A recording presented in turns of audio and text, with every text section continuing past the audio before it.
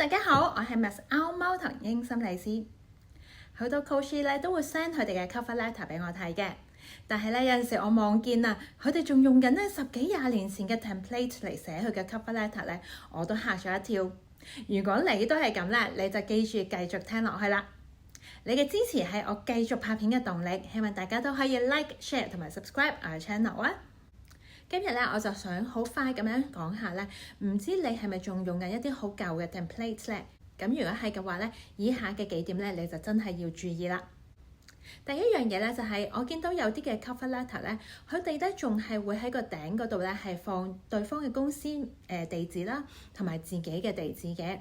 咁要知道咧，點解會放地址咧？呢個係因為以前咧我哋係真係會寄實體信去 send application 嘅。但係唔好話今日啦，即使係10幾年前啦，我哋已經唔會再 send 實體信出街㗎啦，而係咧會 email 啦去 send 我哋嘅 applications。而今時今日啊，更加就會可能係用一啲 career portal 啊、system 啊、website 咁樣去 apply jobs。所以你嘅 cover letter 咧仲係放地址呢件事咧，就真係已經好 outdated 啦。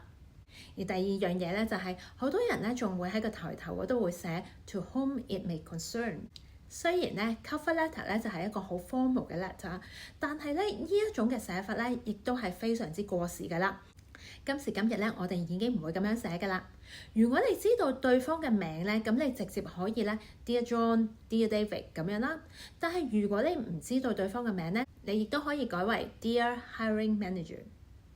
好啦，去到下款啦，就唔好再寫 Yours sincerely。今日咧比較 professional 啦，但係比較 modern 嘅寫法咧係 best wishes。至於內容上邊咧，我哋之前亦都提過好多次㗎啦，就係唔好再寫 I'm responsible for 或者 I was involved in 呢啲嘅字眼咧係相對被動嘅，所以咧記住喺寫 cover letter 又好 CV 都好啦，而係咧我哋應該係用一啲 active 嘅 action verbs。有啲人咧亦都會好中意寫 I helped my manager 或者 I assisted someone to do something。 呢啲字眼咧會減低咗你嗰個重要性啦，而顯得咧你冇自信啦，同埋咧係減低咗你嘅 accountability 同埋嗰個 ownership 嘅。所以咧唔需要話俾人聽你幫邊個做㗎，你做咗啲咩直接講咁就 OK 㗎啦。另外一樣嘢咧喺 cover letter 好多時候咧都會講到我自己嘅 soft skills 嘅。譬如我係一個 fast learner 啊，或者我係一個咧好 decisive 嘅人，咁呢啲咧字眼咧係雖然可以寫，不過咧如果你冇一啲 concrete 嘅 example 係 support 嘅話咧，咁你寫咗就等於冇寫。